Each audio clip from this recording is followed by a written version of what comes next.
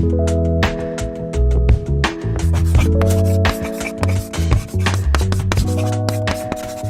right, 1, 2, 3, here we go. Hey everybody, welcome back to Chalkboard History. We're doing Volume 2. That's a lot of banging on the table. It's bad drumming. By the way, Really bad drumming. hat tip Bill Clark. Metallica's new album, 72 Seasons, just came out. It's awesome. Bill is a complainer. He whines about it. He doesn't fully appreciate the greatness of the guys from the Bay Area. Do you listen to the music that Bill listens to, though? Bill listens to Bill's version of metal is like 80s pop. It's just regurgitated nonsense that Metallica, Megadeth, Slayer, So would you and argue a variety of what, other really cool groups did years ago. I mean, your comparison to 80s pop instantly jumps out in my head. It's like, is it as bad as his Journey, maybe? Okay, we're not going to trash Journey, but we will say it's like Boston. Okay? Fair enough. Like Okay. Boston, Yeah. Foghat, sort of stuff where it's like, okay, Led Zeppelin and Van Halen already did that, and what you guys are doing is not cool. But anyways, new Metallica album, last episode of The Mandalorian. Yep. You don't know what happened. I haven't watched it yet. Oh my gosh, We wait watched till it on you see Wednesday it. nights. Should I tell you? No. It's like that scene from The No. Simpsons when Homer No. comes out and he goes, No. Darth Vader really No. is Luke's father. No. And everybody's like, No. Stop. all right, so let's talk about It's a Nice Day. Why are we sitting in here? Why am I stuck inside with you? Because you texted me and told me that we had to talk about the myths of the Battle of Franklin. I was just trying to make you happy since you've had a rough couple of weeks. Rough, but I was sick. God. Yeah, you were sick, you were dying, you were dead. As I said, here lies Jay Rickey, died of dysentery, June 2nd, 1861. It was COVID, but whatever. Not dysentery. What's the 8th time you've had COVID? This is the second. Oh. Yeah.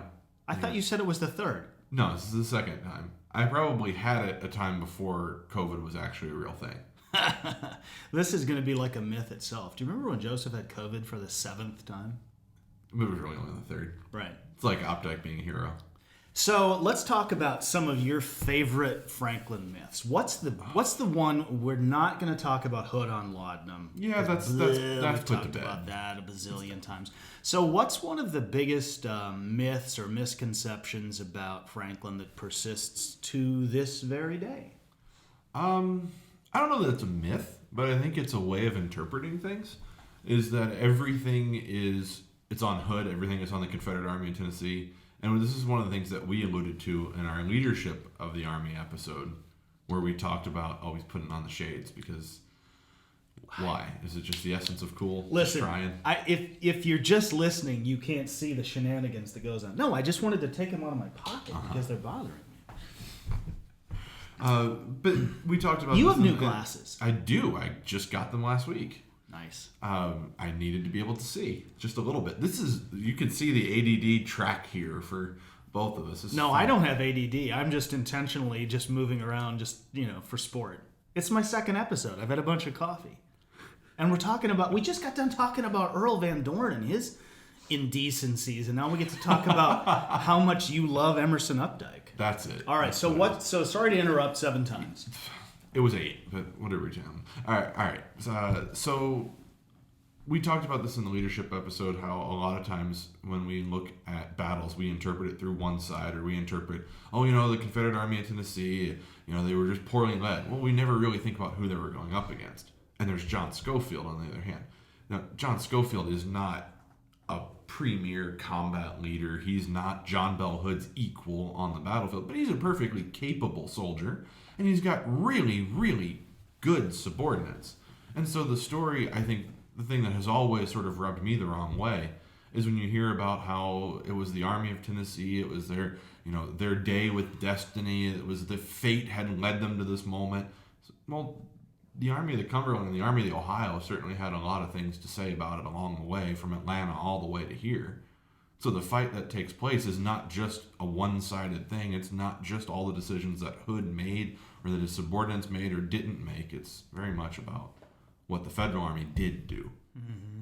So Well, I think that's one of the things that kind of is a problem. I know I've heard it all through the years, and one that it still pops up every now and then is that, he wasn't at the front. I was like, well, why would he be at the front? Like John Schofield? Right. Like, neither was Hood. So. Right. But what commanding general's on the front?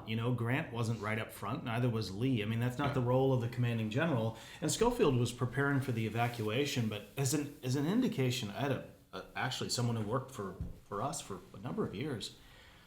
And she just had this disdain for Schofield. And I always thought it was so puzzling because I've said this before. I was reminded years ago, you're never supposed to fall in love with dead people, but you're also not supposed to hate them. Mm-hmm. And she disliked someone that she had never met. Mm-hmm. And I guess I've just never understood that. But yes, he did. He had very able subordinates. Jacob Cox is an incredible line officer, field officer to have. Right. And then there's Stanley. David Stanley's a perfectly capable Corps commander. Yeah, and they've got good division commanders. They've got good brigade commanders. Mm-hmm. I mean, it's a solid... I was going to say solid outfit, but really it's a solid couple of outfits, the 4th and the 23rd Corps. I think the one for me that's probably the most persistent today remains the power and allure of one Emerson Updike. Yes. And, sadly, this continues to be reinforced, I think, by some people who work in the field or who write about it, who just have never taken the time to analyze the Confederate breakthrough and how close Hood really came. So what is it with this, what is it with this Updike thing? Because Jacob Cox knew in the 1870s, Jacob Cox knew on the day of the battle, but as he wrote in the 1870s, he was very well aware that it wasn't Updike and his men alone that had saved the day. Mm-hmm. Well, that's the common interpretation for a number of years. It's in Wiley Sword's book. It's in the McDonough book, 5 Tragic Hours. Is that Emerson Opdyke is like the savior of the Battle of Franklin. Without him, and the Federal line would have fallen apart, and Hood would have marched to Nashville. That does a great deal of disservice to all of the other men on the Federal line, all of the artillery batteries that Aaron Baldwin is a perfect example. The gunners of the 20th Ohio Battery are a perfect example.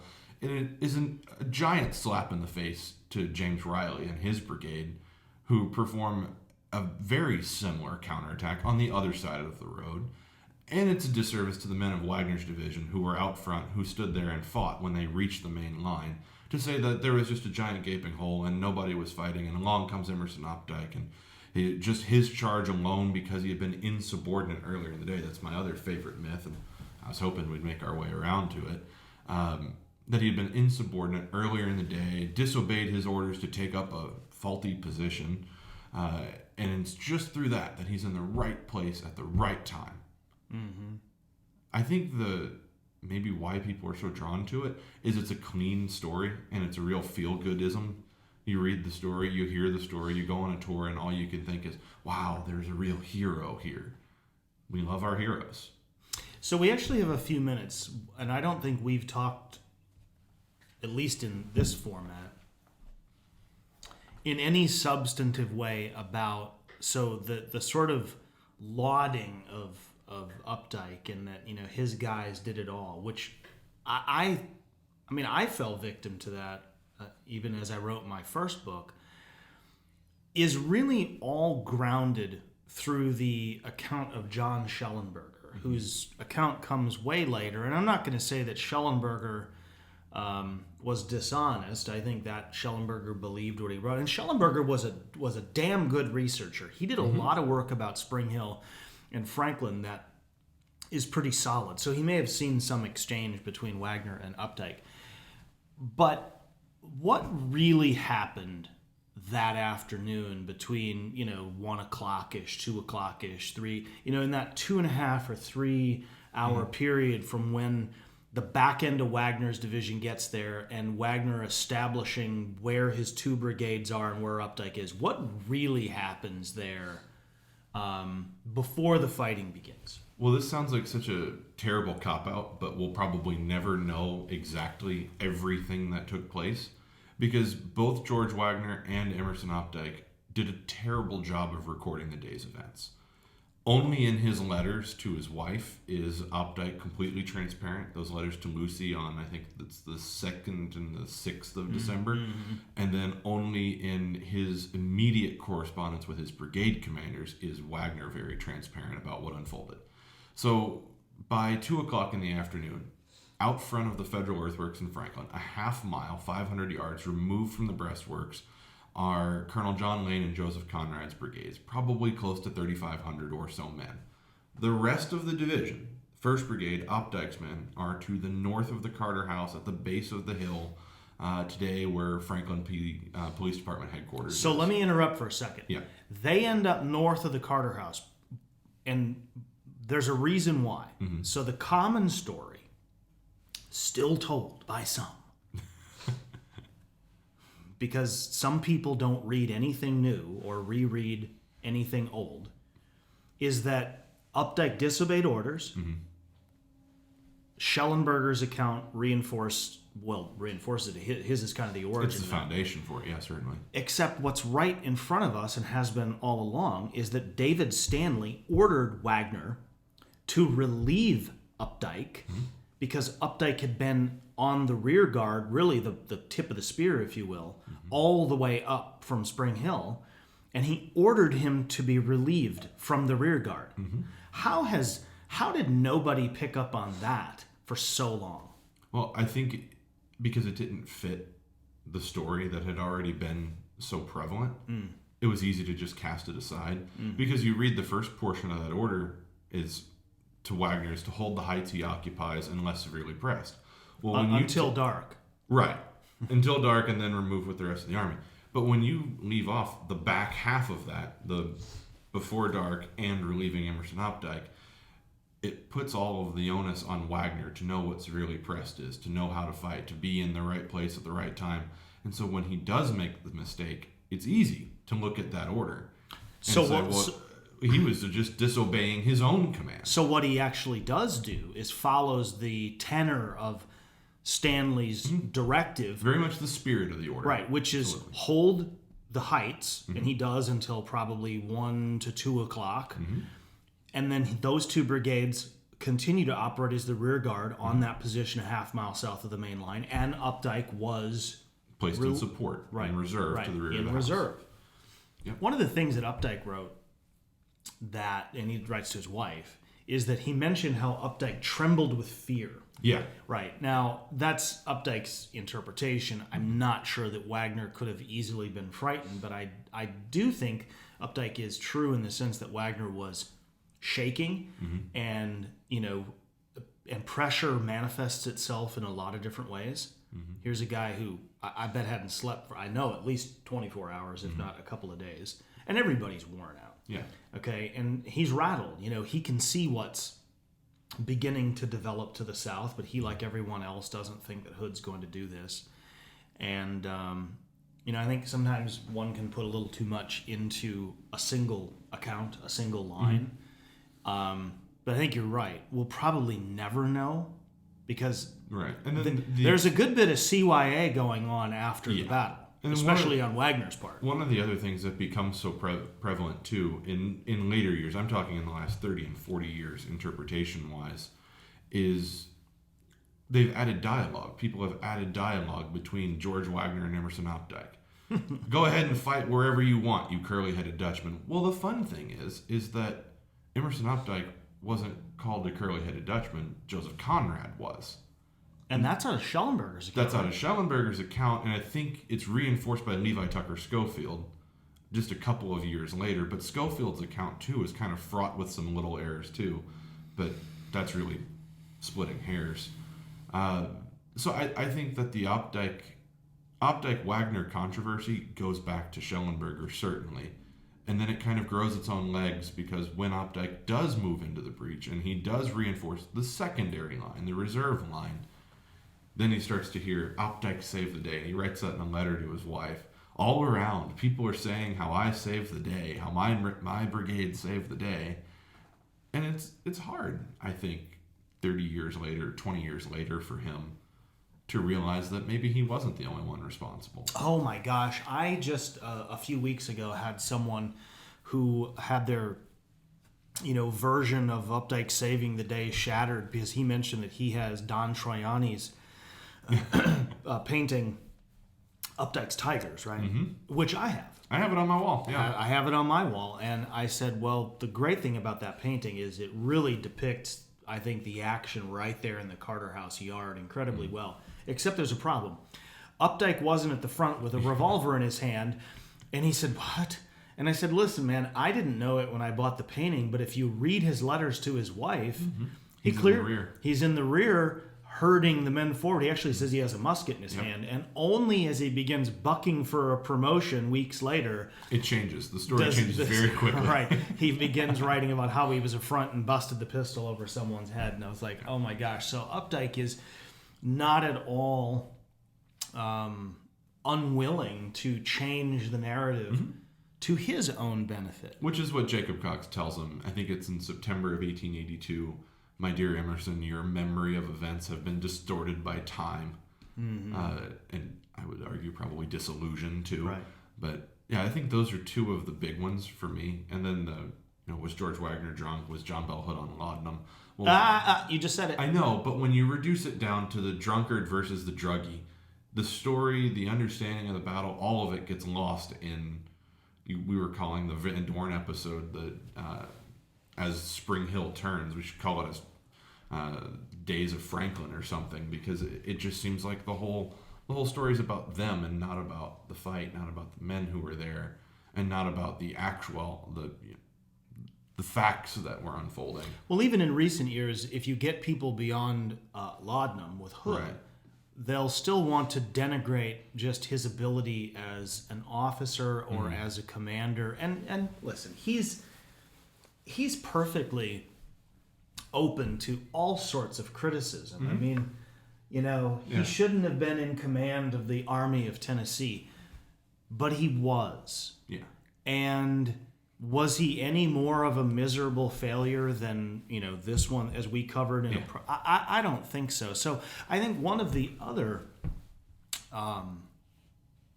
misconceptions or myths about Franklin is that the Confederates really never had a chance. And for 15 minutes, they sure as hell did. Well, I think for longer than even 15 minutes. I mean, Hood holds the initiative for really almost 2 months. It is easy to forget with the opportunity of hindsight, because if you go from November 30th to December 16th, it just looks like a Confederate, butt kicking. But he held the initiative. From October to November. From October to November. And there is that moment, even after the debacle at Spring Hill, where had it not been for some of these new troops and Updike's men, Hood could have pulled off what would have been really just a ridiculous kind of victory. Does it change the outcome of the war? I don't think so. But I think that's the most important context to look at Franklin. I was talking to someone recently about the Battle of Murfreesboro and looking at how important that was when Bragg just kicks the hell out of Rosecrans on that first day. It's easy to forget because Bragg doesn't do a job the next day. He just sort of stalls out. And then on the third day, the Confederate Army collapses. But he had, within a whisker, of achieving what he had hoped for. And this was kind of the pattern of the Army of Tennessee. And so it doesn't change the outcome, but to put it into context of how close it was, and the guys who understood this were the men who participated, and in particular, John Schofield, down through his subordinates to the rank and file. They knew. In fact, I remember years ago reading about how a guy in the 4th Corps had said we'd spent 2.5 years fighting from Nashville to Atlanta, and we just gave it up in 2 months. Yeah. And Sherman and his pets are marching across Georgia getting all the glory, and now we're having to do the heavy lifting in Middle Tennessee. And I think we have to continue to reinforce that, because some of these things are generational issues. It's been clouded interpretation or fragmented interpretation. I mean, just think about the fact that years ago, the 3 sites in this area, Carter House, Carnton, and Rippavilla, as late as 2009, all had 3 separate interpretations. All of it disconnected, sometimes at odds. And you could ask someone about Emerson Updike or John Bell Hood and get literally 3 different answers. 3 answers, yeah. You could hear in one day that Hood was on laudanum, that Wagner was drunk, and that the war had nothing to do with slavery. I mean, you could hear all those Then things. go next door and hear the exact opposite. Yeah. Right. And so I think that this is a generational kind of progression. I certainly have long believed that what happened here is as consequential as anything in the war, because you don't get to the end the way that the end unfolded without this happening. So what else about Franklin? What else do you hear or have experienced that is something that needs to be how could we go an broken entire down episode without mentioning him? But the fact that Forrest cavalry, or the idea that Forrest cavalry could have flanked around John Schofield and Hood should have waited for his artillery to come forward and attacked in the morning after Forrest had led a successful flanking maneuver behind him. On the surface, if you ignore all the other factors, that the earthen fords were washed out, that Schofield was waiting for a bridge, yeah, maybe Forrest could have done it. If you ignore the fact that Thomas John Wood's infantry division had already been dispatched to guard against a flanking maneuver over there, and that Wilson's cavalry was already operating in the area, yeah, I guess it kind of makes a little sense. But what about the artillery? Artillery, you can't use that in an offensive charge. If Hood's going to go across the field, it's not like his guns are going to roll up in support behind it. I don't hear the Forrest angle much anymore. I mean, it's certainly a lot less than it was, but artillery is one that comes up, a little more regularly. And my answer has always been, I don't think it much mattered if Hood had all of his artillery, because Lee certainly had everything he required on that 3rd day at Gettysburg and fired for the better part of two hours or 2 hours plus, and it didn't amount to a hill of beans. I don't think the artillery, from an offensive standpoint, was really ever going to achieve much. So, and almost everyone who I've explained that to or talked with about it, then, I think better understands the role of artillery. Franklin, it's interesting how, think about how Gettysburg suffered from how participants of the battle redrafted the narrative. I think that Franklin suffers much less today, but has suffered for exactly the opposite approach. It wasn't the participants. In fact, the participants were virtually ignored. Like, to go back to Updike, Jacob Cox's version was ignored. And somehow Updike is the one who gets elevated, up to the pantheon of heroes. Hood on laudanum, I can tell you, is exclusively a Middle Tennessee creation. It grew out of this area. Pat Claiborne's little fan club, really, it was built in Franklin. That's where he takes on, he's the fallen hero. And goodness, Claiborne was a great division commander, but it's gotten to the point where he should have been in command of the army. That's what I hear all the time is, Forrest should have been in command, which is silly. Claiborne should have been in command. Well, he hasn't even commanded a corps, except temporarily. So, if you weren't going to pick Hood, I mean, you could use A.P. Stewart. You could pick maybe Frank Cheatham. The ranks are pretty thin, but I think Franklin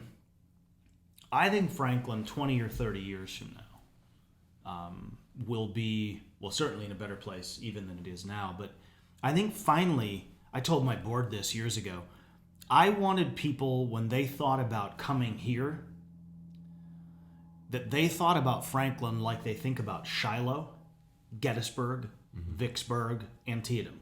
One word: and they knew exactly what it meant. And that's what I think we've been able to achieve by allowing people to... Sam Hood said years ago, why would anybody want to go to Franklin? It's portrayed as a mass suicide. Right. Hood was an idiot. Right. And I'm like, you're right. It wasn't that. And if you make it into something that's stupid and never should have happened, who wants to visit? Mm-hmm. So what else? Anything else in the closing moments? I think it's less about myths, and maybe it's just about not only your interpreting of sources, but your evaluation of those sources. That's one of the things I know you tease me. You call me the professor. I went to school for this. This is what I do. But one of the things that we learned in grad school was how to evaluate a source based on all kinds of merit, not only that, but when it was written, who it was written by, what kind of bias there might have been. I think a lot of that would help the average visitor, the average reader, Civil War history, those people that are willing to really seriously engage with it.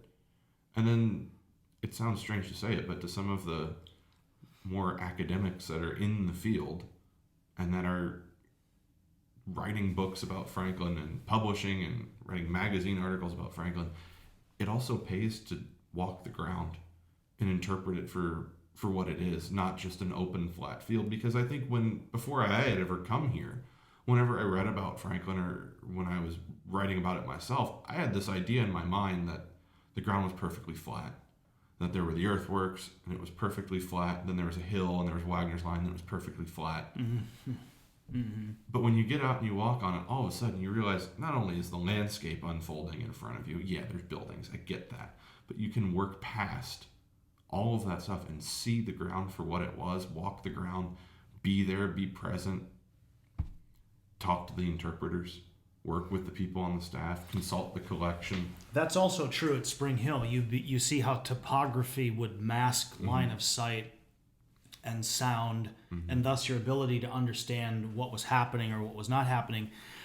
I think the other thing with Franklin, and we can probably end with this, is to limit one's bias. I mean, I think everybody probably has a little bit of bias. Like, do you like Carter House more, or do you like Carnton more? Or do you like Spring Hill more, or do you like Franklin more? Or is Rippavilla cooler than, the Hermitage or Carnton? I always feel strange when I have to answer that question. Yeah. It is, because I try not to have biases, and I go back to like what Jubal Early was doing in the early days of Gettysburg. Jubal Early had an agenda, and he had a bias. Okay? And his bias was aimed at Longstreet, and his agenda was to protect Lee. And then you have later people who, let's say, only focused on Cleburne's division. Okay, that was it, or Cleburne, or just the Confederate perspective. What about the other five? Yeah. Right. And I've found out there were instances I was wrong. I was wrong in how I looked at something, and it's wonderful to be able to find something. I mean, it's not wonderful to find out that you're wrong, but it's wonderful when you find something that actually shows you what the truth is. And Franklin is a raucous kind of insanity that I was just describing for someone on a tour. The war has lasted 3.5 years. The political strife had been going on for decades. And there's about 90 to 120 minutes at Franklin. I mean, it's like so quick. And my God, it must have been like an eternity. There's an account from a soldier who was at Antietam, and he talked about how he watched the sun move through the sky. And he said at one point it seemed like the sun had reversed direction. And that the day seemed to be caught in this like time warp. And we talk about Franklin on a 60-minute tour, and it struck me that in 60 minutes I just covered everything that happened from 4 to 5 o'clock and what had happened between 4 and 5 o'clock. All this time is condensed into this little ball of just awfulness. And that's also, I think, very critical. So you pull Hood away and you put Schofield away, and you don't talk about Forrest, and you don't talk about, the boys or, the Yankees or whatever, and you get right down to this is what we were doing to each other. And I think that is also maybe not been covered in myth or interpreted or just misunderstood, but sometimes we miss what's right in front of us, and that this is what we were really, really, really doing to each other. And I know I got that when I walked the ground. There was something, I said this before, I don't know that it's really like holy ground, but it certainly is hallowed ground. It is ground that you can feel it. And that's why I think getting down to the heart of the matter is the most important thing, because people then leave, I think, understanding what the veterans themselves wanted us to understand.